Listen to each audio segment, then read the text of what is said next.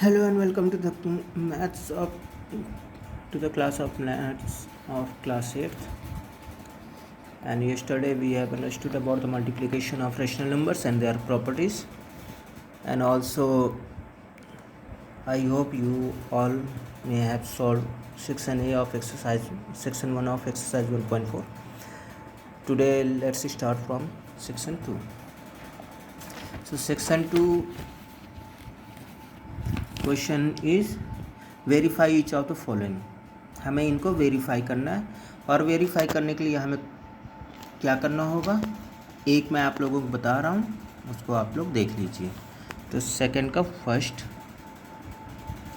ये क्वेश्चन है हमारा 3/7 into -5/9 equals -5/9 into 3/7. This is our question. Students, verify करने के लिए एक चीज़ का ध्यान दीजिए कि हमें पता करना है कि ये हमारा इसके इक्वल है या नहीं है. तो ये जो हमारा इस साइड है, लेफ्ट हैंड साइड है, इसको हम कहते हैं LHS और राइट हैंड साइड है जो, इसको कहते हैं RHS. Left hand side and right hand side. तो पहले हम लेते हैं LHS. LHS हमारा क्या है 3/7 इंटू -5/9 मल्टीप्लाई कर दिया तो 3 इंटू -5/7 इंटू 9 इक्वल टू आया 3 इंटू 5 15 माइनस का 7 इंटू 9 63. देखें कुछ कॉमन है, अगर 3 5 15 and 21. So our final answer for LHS is -5/21.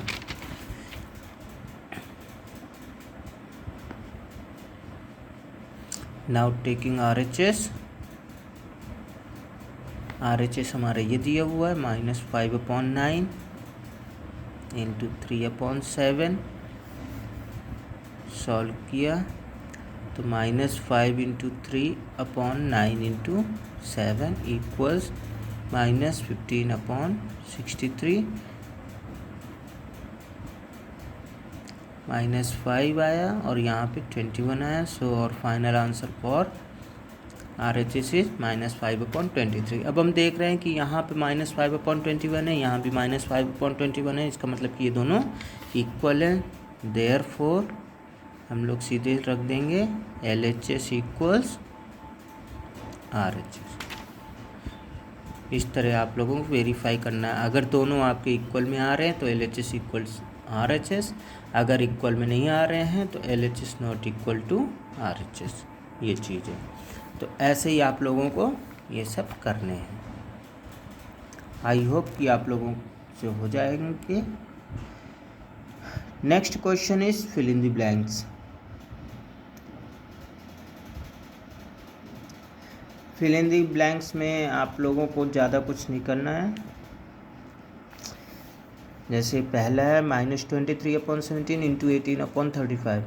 यह हमारा फॉलो कर रहा है किस प्रॉपर्टी को, कम्यूटेटिव प्रॉपर्टी को. क्यों? क्योंकि A into B equal to, यहाँ पे 18/35 पहले आ गया, इंटू जो बचा हुआ ये बचा हुआ इसको हम यहाँ रख देंगे.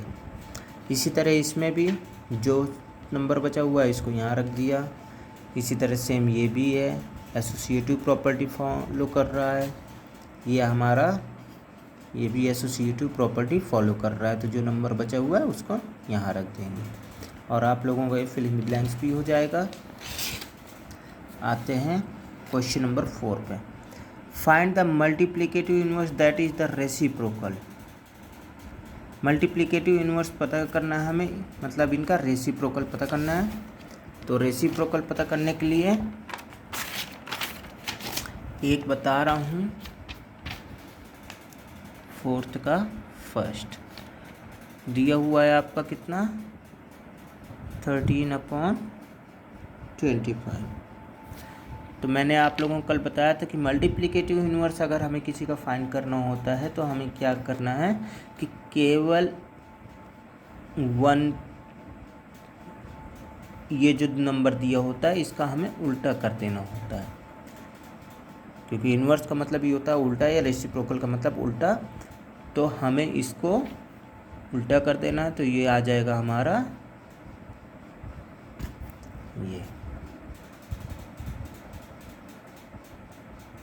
ये 13/25 का मल्टीप्लिकेटिव इन्वर्स आपका हो गया 25/30। क्वेश्चन नंबर 3 है जो वो आपका दिया हुआ है कितना,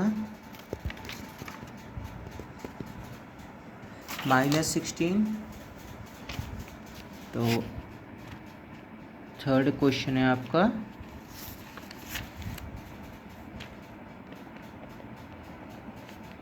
-16। अब इसका रेसिप्रोकल हमें पता करना है। तो मैंने आप लोगों को बताया रेशनल नंबर अगर सिंगल में लिखा होता है कि तो उसका मतलब है कि उसके डिनोमिनेटर में 1 है। अगर डिनोमिनेटर कोई भी संख्या नहीं दी हुई है तो उसका मतलब होता है कि डिनोमिनेटर में हमारा 1 है। दैट मीन्स कि ये हमारा क्या हो गया -16/1। अब हमें इसका मल्टीप्लिकेटिव इन्वर्स फाइंड करना है, तो इसको उल्टा कर दिया तो -1/16। बस इसी तरह आपको ये बाकी करने हैं। अब question number 5, find the value of, हमें वैल्यू फाइंड करनी है। तो पहला क्वेश्चन है -5/8, हमें इसकी वैल्यू फाइंड करनी है। इसमें पावर में -1 भी लगा हुआ है। एंड स्टूडेंट्स, अगर पावर में -1 होता है तो उसका मतलब होता है इन्वर्स। 7th क्लास में आप लोगों ने पढ़ा होगा। तो अगर पावर में ये पावर होती है, ये इधर -1 लगा हुआ है, हम देख रहे हैं माइनस साइन है, माइनस साइन का ही मतलब है इन्वर्स। अगर पावर में माइनस है तो इन्वर्स कर देंगे। तो ये हमारा कितना हो गया -8/5। बस बाकी इसमें ना हमें कोई पावर लगानी ना कुछ लगाना है। हमारा पावर -5/8 की पावर -1 था, तो अब पावर -1 है। हमने देख लिया कि पावर में माइनस लगा हुआ है, तो हमने इसको उल्टा कर दिया। तो अब हमारा हो गया -8/5 और अब हमें इसमें कोई पावर लगाने की ज़रूरत नहीं है। आंसर आप लोगों का ये आ गया। 3rd क्वेश्चन भी इसी तरह आपका दिया हुआ कितना -7 की पावर -1। सो जैसा मैंने अभी आप लोगों को पिछले सेक्शन में बताया कि आपका अगर डिनोमिनेटर में कुछ नहीं दिया हुआ तो उसका मतलब होता है ये। तो अब -7/1 की पावर -1 है, उल्टा कर दीजिए तो -1/7 और आपका ये हो गया। बाकी क्वेश्चन कर लीजिएगा। Question number 6, simplify the following and verify the distributive property multiplication over addition. a into B plus C equals a into B plus a into C. So question number 6 में हमें क्या करना है, a into B plus C को verify करना है कि a into B plus a into C की प्रॉपर्टी को फॉलो कर रहे हैं कि नहीं। वैल्यूज़ हमारी दी हुई हैं, इन दोनों में से एक क्वेश्चन में बता रहा हूँ। पहला क्वेश्चन लेते हैं। पहले क्वेश्चन में a की वैल्यू दी हुई है 3/4, b की वैल्यू है -6/7 एंड c की वैल्यू है 2/5। तो अब ये हमारा LHS पार्ट है, ये RHS पार्ट है। हम LHS को लेंगे। तो LHS हमारा कितना दिया हुआ है, a इंटू बी प्लस सी दिया हुआ है। a की वैल्यू कितनी है 3/4 इंटू b की वैल्यू -6/7, c की वैल्यू 2/5। सॉल्व करिए। पहले हम ब्रैकेट सेक्शन सॉल्व करेंगे बॉड मास के रूल के हिसाब से। तो LCM लिया, हमारा आया 35।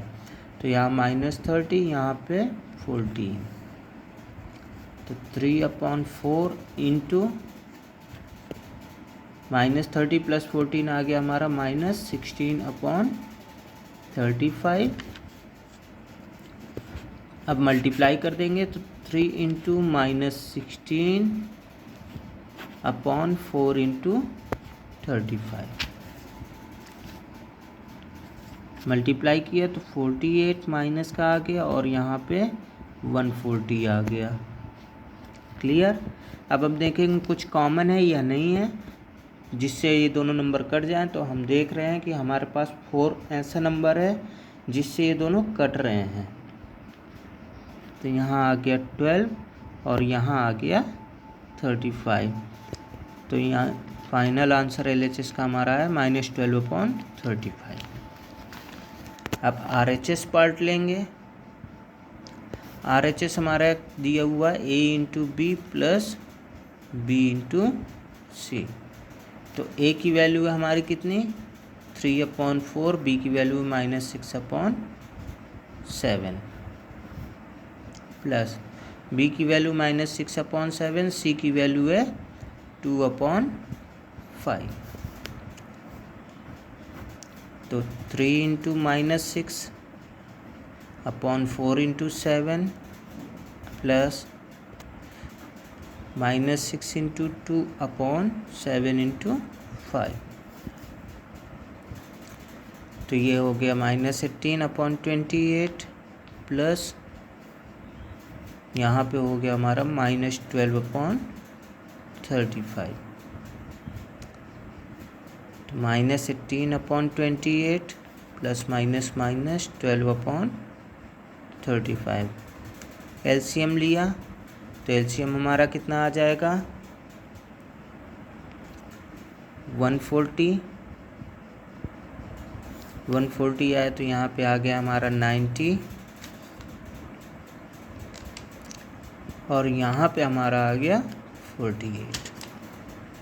तो -90 -48 हो गया हमारा 138 माइनस का अपॉन 140।